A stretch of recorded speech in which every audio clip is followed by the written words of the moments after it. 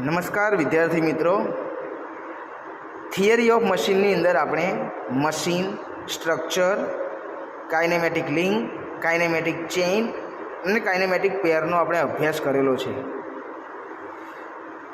જ્યારે આપણે કોઈ કાઇનેમેટિક ચેઇનની અંદર કોઈ એક લિંક ફિક્સ રાખવામાં આવે તો તેને મિકેનિઝમ કહેવામાં આવે છે.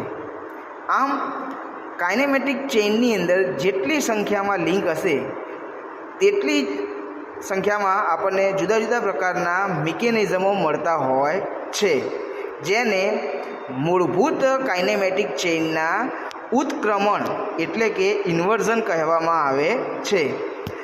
આકૃતિમાં તમે જોઈ શકો છો તો જુદા જુદા 3 પ્રકારના જુદી જુદી કાઇનેમેટિક ચેઇન જોવા મળે છે. પ્રથમ છે 4 બાર ચેઇન, કે જેની અંદર આપણને 4 ટર્નિંગ પેરવાળી કાઇનેમેટિક ચેઇન જોવા મળે છે. બીજું છે સિંગલ સ્લાઇડર ક્રેન્ક ચેઇન, જેની અંદર 3 ટર્નિંગ પેર અને 1 સ્લાઇડિંગ પ્રકારની કાઇનેમેટિક ચેઇન હોય છે. જ્યારે ત્રીજું છે ડબલ સ્લાઇડર ક્રેન્ક ચેઇન, જેની અંદર 2 ટર્નિંગ પેર તથા 2 સ્લાઇડિંગ પેર જોવા મળે છે. હવે આપણે ઇન્ડિવિઝ્યુઅલી જુદા જુદા પ્રકારની કાઇનેમેટિક ચેઇન અને તેના ઇન્વર્ઝન વિશેનો આપણે અભ્યાસ કરીશું. હવે વિદ્યાર્થી મિત્રો, આપણે 4 બાર ચેઇન મિકેનિઝમના જુદા જુદા ઇન્વર્ઝનનો અભ્યાસ કરીશું. 4 બાર ચેઇન મિકેનિઝમના ટોટલ 4 પ્રકારના ઇન્વર્ઝન છે, જેમાં તમને આ વિડીયોની અંદર 3 પ્રકારના દેખાય છે. એમાં સૌ પ્રથમ છે locomotive coupling road. Locomotive coupling રોડની અંદર 2 વ્હીલને ક્રેન્ક વડે કનેક્ટ કરવામાં આવે છે, જેને કનેક્શન રોડ કહેવામાં આવે છે, અથવા તો કપલિંગ રોડ પણ કહેવામાં આવે છે. લોકોમોટિવ કપલિંગ રોડનો ઉપયોગ એક વ્હીલની રોટરી મોશનને બીજા વ્હીલની રોટરી મોશનમાં ટ્રાન્સમિટ કરવા માટે ઉપયોગ કરવામાં આવે છે. આ પ્રકારનું મિકેનિઝમ આપણે રેલવેની અંદર આપણે જોવા મળે છે. ત્યાર પછી બીજું તમને દેખાય છે બીમ એન્જિન.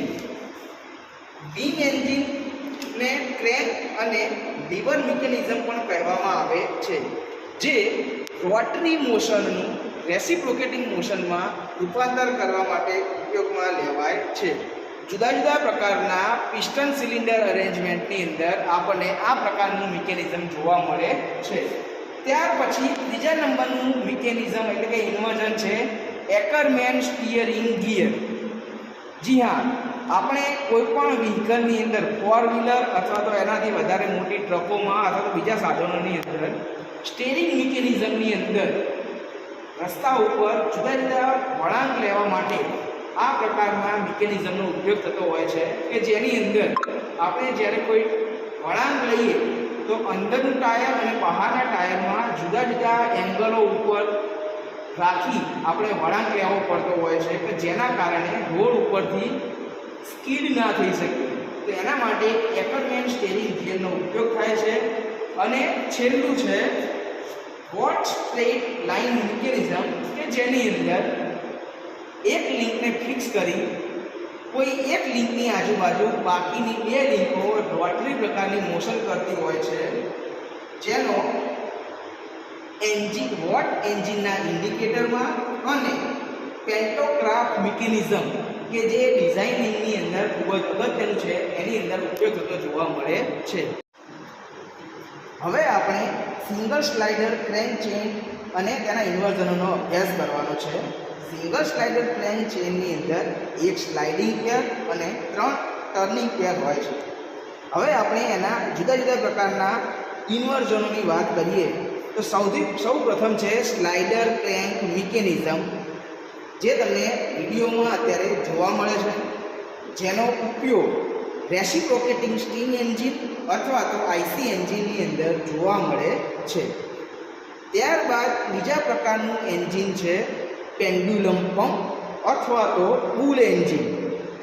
અત્યારે આ પ્રકારના ઇન્વર્ઝનો બહુ ઓછા પ્રમાણમાં ઉપયોગ થતો જોવા મળે છે કે જેની અંદર આપણે સિંગલ સ્લાઇડર મિકેનિઝમનો ઉપયોગ કરતા હોઈએ છીએ.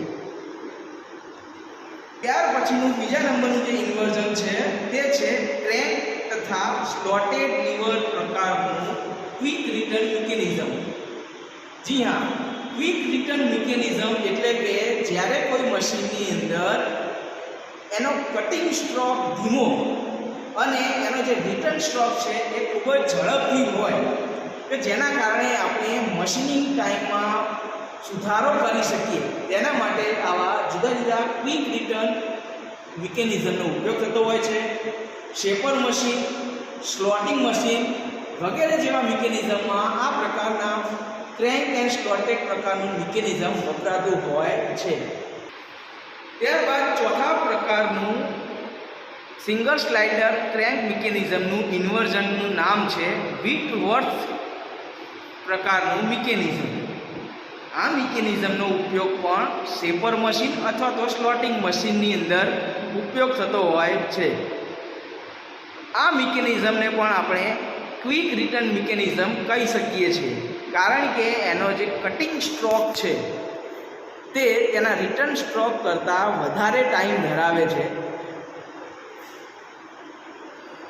અને સિંગલ સ્લાઇડરનું છેલ્લું જે મિકેનિઝમ એટલે કે ઇન્વર્ઝન છે તે છે હેન્ડપંપ. હેન્ડપંપથી આપણે સૌ વાકેફ છીએ, જેનો આપણે ઉપયોગ પણ કરેલો છે. હવે આપણે ડબલ સ્લાઇડર ક્રેન્ક ચેન અને તેના ઉત્ક્રમણો વિશેનો અભ્યાસ કરીશું.